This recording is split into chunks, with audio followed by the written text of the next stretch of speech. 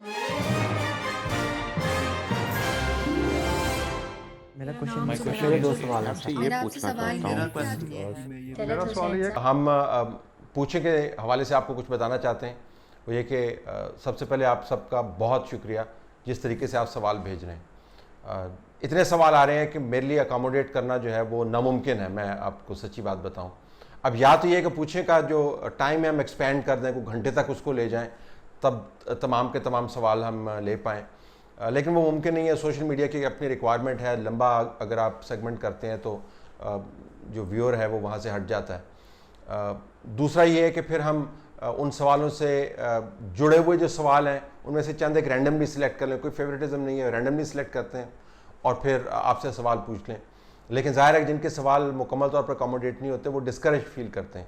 तो उन तमाम लोगों से माज़रत के साथ इस वक्त मीडियम की जो कंपल्शन है, यानी जो ज़रिया है जिसको हम इस्तेमाल करके पूछें कि सेगमेंट कर रहे हैं, वो बड़ी हावी हुई है हमारे डिसीजन मेकिंग के ऊपर।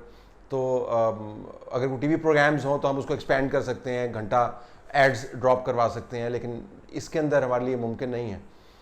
आप सवाल बहरहाल भेजते रहें और हम आपके तमाम सवाल देखते ज़रूर हैं, ये मैं आपको बता दूँ। सवाल हम आपके तमाम देखते हैं, स्कैन करते हैं। और जो पॉलिसी मैंने आपको पहले बता दी, बाज़ लोगों ने कहा जी कि आप हमारे सवाल जो हैं वो सेंसर करते हैं, वो सेंसर नहीं करते हैं।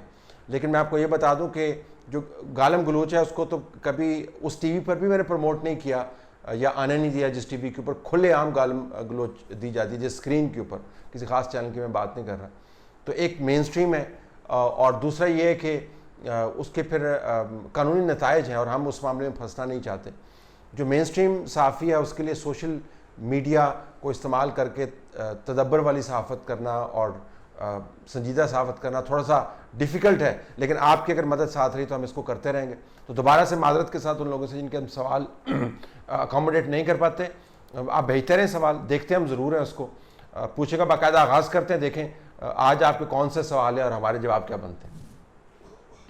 तला साहब, जिस तरह शेख रशीद ने लंदन में अंडे खाए हैं, इसी तरह पीटीआई का हर एक वजीर जो है ना अंडे जो खाने के काबिल नहीं है कि वो आए और बैरूनी मुल्क जो भी जाए उनको सही तरह अंडों से उसकी जो है ना मेहमान नवाजी की जाए। इस बारे में आपका क्या ख्याल है? देखिए जी, मैं तो बिल्कुल इसको प्रमोट नहीं करता हूँ। मैं तो दरख्वास्त करता हूँ उन तमाम लोगों से जो इस किस्म के एहतजाजी हरबे इस्तेमाल कर रहे हैं कि आपका गुस्सा अपनी जगह के ऊपर, ये रवायात जो हैं ये रोल बैक नहीं की जा सकती। ये सबको फिर इसका खमियाजा भुगतना पड़ता है। शेख रशीद के साथ जो हुआ है वो नतीजा है उन बड़कों का जो मारते रहते हैं कि जी चलो चलो रायविंड को जाके गिरा दो और जला दो और दीवारें गिरा दो और मैं ये कर दूंगा और गर्दन से पकड़ के घसीटो। वो अल्फाज जो हैं वो घूम के वापस आके गले पड़ जाते हैं और जो हरकत जो हैं वो घूम के वापस आके गले पड़ जाती हैं। तो हमने अच्छी रवायात को जो है वो उनको बुनियाद उनकी रखनी है, उनको तकवीत देनी है, उनको नशोनुमा देनी है कि हमने ऐसी रवायात को देनी है। तो अगर हमने तमाम तर गुस्से का इजहार जो है फिज़िकल होकर किया है, वो अब आपने रवायात का एक जो है उलझन जो है वो आपने क्रिएट कर दी है। उलझन क्या क्रिएट कर दी है? उलझन ये है कि जिन लोगों के साथ आपने हाथ किए हैं अब उनको मौका मिल रहा है वो अपना बदला चुकाने के चक्करों के अंदर है। जब आपने नवाज शरीफ की फैमिली के घरों के ऊपर बंदे भेजे हैं, वहाँ पे जाकर उन्होंने दरवाजे तोड़े हैं और वहाँ पे जाकर लोगों के मुंह के ऊपर जो है वो चीज़ें फेंकने की अगर उन्होंने एक साजिश की है, तो जब अब उनकी बारी आएगी तो वो भी ये करेंगे। तो फिर जब वो इस पोजीशन में होंगे तो वो भी ये करेंगे, तो ये कब ख़त्म होगा?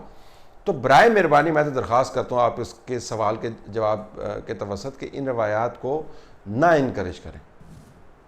अब एक दो रोज़ से हमारे जो सहाफ़ी दोस्त हैं वो सब कह रहे थे कि अब शायद इसराइल के साथ भी पीएं डलने की बातें शुरू होंगी। आज कामरान ख़ान जो सहाफ़ी हैं, इसके अलावा शाहिद मसूद और बहुत सारे ट्विटर के ऊपर भी हम ये देख रहे हैं कि बहस शुरू हो गई है कि जी इसराइल के साथ भी हमें दोस्ती कर लेनी चाहिए और ये जो इंटरनेशनल रियलिज़म है उसका तकाज़ा है इंटरनेशनल रिलेशंस के। ये क्या मामला है? वानों की क्या खबर है कि वहाँ पर हो क्या रहा है? क्या ये नई कोई ग्रेटर गेम है? क्या गेम है ये? इसके ऊपर तबसरा करना। तलत साहब, आजकल एक नई बात कही जा रही है कि इसराइल से ताल्लुकात अच्छे किए जाएं। क्या अब कश्मीर छोड़ने के बाद इसराइल से ताल्लुकात अच्छे किए जाएंगे? देखें, हर रियासत को एक अपना निज़ाम बनाना होता है अगले दिहाइयाँ गुजारने के लिए जो फ्रेमवर्क ऑफ रेफरेंस है वो क्रिएट करना होता है पॉलिसी के लिए। तो रियलिज़म उनमें से एक है। रियलिज़म ये है कि आप इसमें ना जाएं, जज्बातियत को आप परे रखें, इसमें ना जाएं कि असूल पसंदी क्या है, बुनियादी तौर पर वसूल पसंदी के ऊपर फोकस करें। अगर आपको फ़ायदा होता है रियलिस्टिकली, अपनी पावर को आप कैलिब्रेट करें, मुस्तकबिल के सालों को देखें, आप कहाँ पे खड़े होंगे, दुश्मनों का आप एक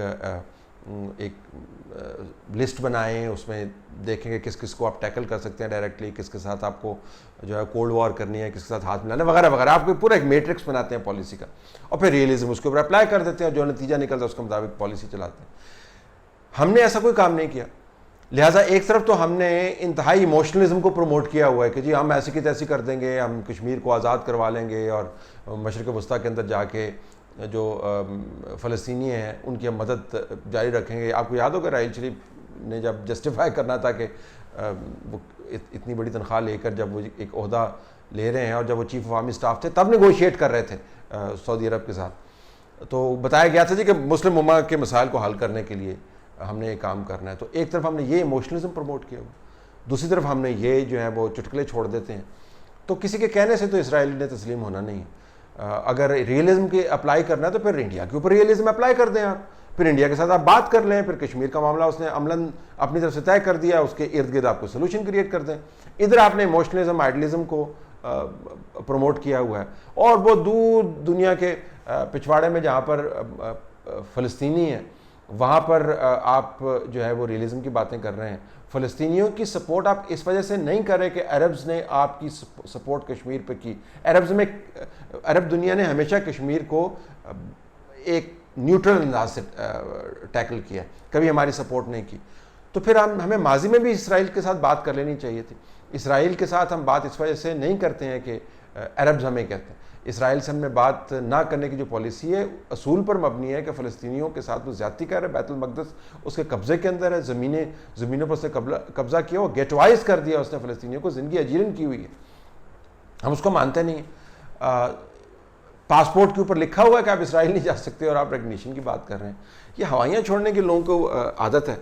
अगर आप रियलिज्म में अप्लाई करना है तो अपने रीजन से रियलिज्म अप्लाई करके तो मामलात को तय करें, उसके बाद आप जिस मर्जी से जाके हाथ मिला लें। कल रात को वज़ीर दाखिला का इंटरव्यू आया था जिसमें वो साफ़ी साहब उनसे पूछ रहे थे जी फ़लाँ बंदा फ़लाँ केस आपने किया, तो उन्होंने हर चीज़ का इनकार किया। जब वो उनका अपना इरफान सदीकी का सवाल आया, उन्होंने कहा जी ये भी केस, उन्होंने कहा ये भी मेरे खाते में डाला जा रहा है, मैंने तो उसको छुड़वाया था, अगर मैंने अंदर करवाया होता तो कभी बाहर ना आ सकता, मैं ऐसा केस बनाता। सर ये काम तो देहात में होते हैं कि ऐसा पर्चा दिया, बड़ा जालिम, बड़ा टाइट पर्चा दिया और वो बंदा अंदर हो गया नाकाबिल। तो अब इमरान खान साहब बाहर की यूरोप, अमेरिका और वहाँ की बात होती है, वहाँ के मिनिस्टर भी इस तरह कहते हैं अगर मैंने पर्चा कराया होता तो एक कभी सवाल ही पैदा नहीं होता था, बाहर आ सकता था। ज़रा इस पर रोशनी डालिएगा। इस पर मैं क्या रोशनी डालूँ, इतना अंधेरा है, इसमें मैं कितनी रोशनी डाल लूँगा कि आपको जो है कोई चीज़ नज़र आएगी। ये मिनिस्टर साहब इनकी अपनी तारीख़ है। पाकिस्तान में ऐसे बहुत से लोग गुजरे हैं और मौजूद हैं जिनका ख्याल है जी कि मैं कदम उठाता हूँ तो ज़मीन पर लर्ज़ा तारी हो जाता है। वो अपने बारे में इस जोम में मुब्तला हैं कि खुदावंद ताला माफ़ करे कि वो समझते हैं कि बस बिल्कुल 2-3 दर्जे सातवें आसमान से ना नीचे वो खड़े हुए हैं। तो उसी कैटेगरी से बिलोंग करते हैं। दुनिया किस तरफ जा रही है और आप वफाक का जो इंटीरियर मिनिस्टर है उसका वर्ल्ड व्यू क्या है? वर्ल्ड व्यू भी नहीं है, ये तो विलेज व्यू भी नहीं है। विलेज के अंदर भी बड़े विजनरी लोग रहते हैं। ये तो कुएं के मेंढक का भी विजन जो है ना इस कैटेगरी के लोगों से ज़्यादा होता है। वो मुकदमात के अंदर आप फंसे हुए हैं। पाकिस्तान के आप इश्यूज़ देखें और ये कोई क्वालिफिकेशन है कि मैं ऐसा मुकदमा करता कि वो बाहर ना आ सकते, तो कैसा मुकदमा होता? फिर ज़ाहिर है आपने ज़बरदस्ती के ज़रिए उसको अंदर रखना था ना। तो बदकिस्मती है कि हमारा ख्याल है कि ये लोग बड़े दबंग लोग हैं, लेकिन इन दबंग लोगों की वजह से पाकिस्तान बुरी तरह दबा हुआ है। दुनिया जो है वो मरीख के ऊपर जाकर other side of the moon के ऊपर वो लैंड कर रहे हैं चाइनीज़, और बता रहे हैं आपको कि जो हम dark side of the moon है वो डार्क साइड दरअसल है ही नहीं, लेकिन वहाँ पे जो किसी ने लैंड नहीं किया वहाँ पे जा रहे हैं। मरीख के ऊपर जाके वो स्कैवेंजिंग कर रहे हैं, यूनिवर्स को एक्सप्लोर कर रहे हैं, गाड़ियाँ फ्लाई कर रहे हैं, दुनिया पता नहीं क्या क्या कर रही है। और हम कह रहे हैं जी तुन के रखे हमने मुकदमा में ऐसा करता। तो बस फिर सिर्फ मुकदमे तुन के रखने वाले जो हैं वो लोगों के ख़िलाफ़ नहीं होते ना, ममालिक भी तुने जाते हैं, और वही हमारे साथ हो रहा है।